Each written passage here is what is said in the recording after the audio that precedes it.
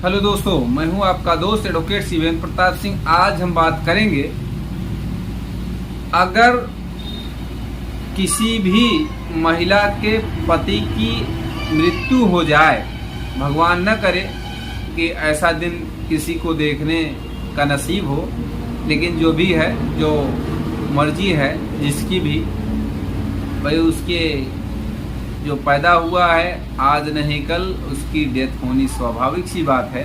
लेकिन ये अलग बात है कि किसी की समय पे और किसी की बिना समय पे। तो आज हम बात करेंगे कि पति के मृत्यु के बाद सास ससुर से भरण पोषण कैसे एक पत्नी ले। जो विधवा औरत है वो अपने सास ससुर से मेंटेनेंस कैसे ले, भरण पोषण कैसे ले। पहला सवाल ये कि क्या मायके में रहकर पत्नी भरण पोषण की हकदार है, और दूसरा सवाल ये है कि किन परिस्थितियों में पत्नी को भरण पोषण नहीं मिलेगा। तीसरा सबसे अहम सवाल कि कब पत्नी भरण पोषण का दावा कर सकती है, और चौथा सवाल कैसे पति के मृत्यु के बाद पत्नी अपने ससुर से भरण पोषण का आदेश कोर्ट द्वारा ले आ सकती है। तो आज हम बात करेंगे इसी खास टॉपिक की। सबसे पहले तो आप ये जान लीजिए कि अगर सास ससुर से भरण पोषण लेना है तो इसमें रूल क्या है, लॉ क्या कहता है। सबसे पहले तो आप ये जानिए कि अगर सास ससुर से भरण पोषण लेना है तो हिंदू एडॉप्शन एक्ट 1956 की धारा 9 भरण पोषण के बारे में बताता है। और अब इसमें बात आती है कि अगर पति की मृत्यु हो गई हो तो कैसे भरण पोषण लिया जाएगा।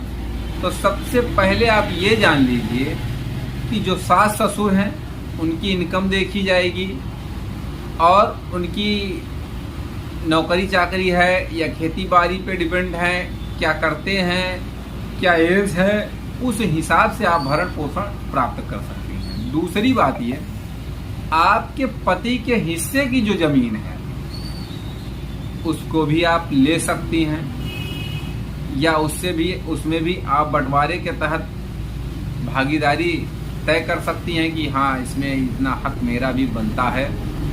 दूसरी बात, मायके में रहकर आप भरण पोषण ले सकती हैं कि नहीं। तो कहने का ये मतलब है, सबसे बड़ी बात ये है कि आप चाहे मायके में रहें चाहे ससुराल में, आप भरण पोषण की हकदार हैं और भरण पोषण ले सकती हैं मायके में रहकर भी। अब तीसरी और सबसे जरूरी बात, किन कंडीशंस में आपको भरण पोषण नहीं मिलेगा, कोर्ट अलाउ नहीं करेगी।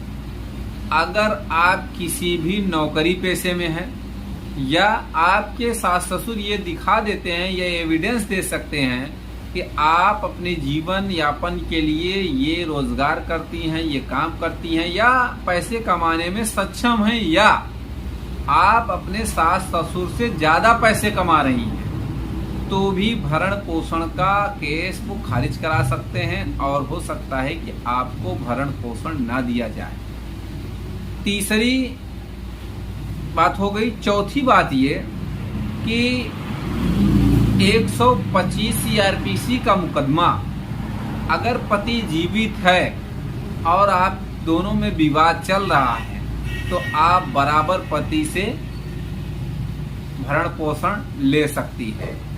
और पांचवी ये बात है कि अगर आप सारा सुख और सारी संपत्ति की मालकिन बनने जा रही हैं अपने ससुराल में अपने पति के हिस्से की जमीन पर, तो कोशिश ये रखनी चाहिए कि ससुराल में ही रहें। जितना हो सके बंद पड़े उतना अपने सास ससुर की सेवा करें। वो खुशी खुशी आपके हिस्से की जमीन से ज्यादा हो सकता है आपको दे दें, दया में दे दें कि भाई आपके पति नहीं है, बच्चों का पालन पोषण है, आपका पालन पोषण है, आपका भरण पोषण है। और एक बात, सबकी दया दृष्टि आप पे बनी रहनी चाहिए, बनी रहेगी। तो उम्मीद करता हूँ, आशा करता हूँ आज की जानकारी आपको पसंद आई। अगर इस टॉपिक से या किसी भी लीगल टॉपिक पे आपको कोई प्रश्न पूछना है तो स्क्रीन पे मेरा नंबर चल रहा है, निःशुल्क सेवा है, बिल्कुल फ्री ऑफ कास्ट आप फ़ोन कर सकते हैं।